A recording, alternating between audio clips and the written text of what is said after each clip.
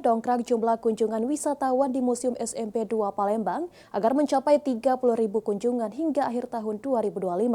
Dinas Kebudayaan Kota Palembang gencarkan event mulai dari pameran perangko para pendiri bangsa hingga jumpa museum.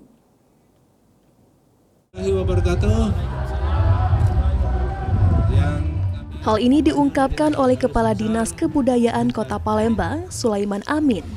Pada tahun 2025 ini ditargetkan Museum SMP 2 dikunjungi 30.000 wisatawan. Akan tetapi hingga pertengahan bulan Oktober ini jumlah kunjungan baru di angka 12.000 kunjungan.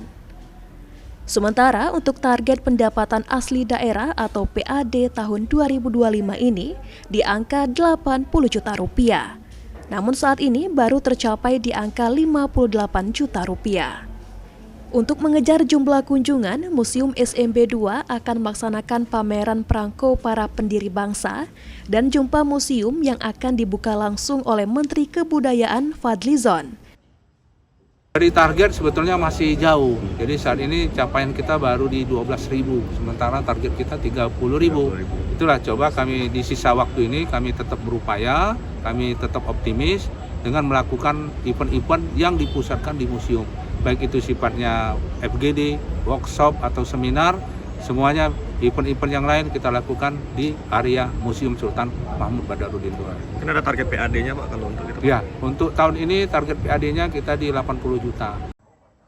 Selain itu, di tahun 2025 ini juga akan dibangun studio mini dan imersif di Museum SMP 2 sebagai daya tarik pengunjung.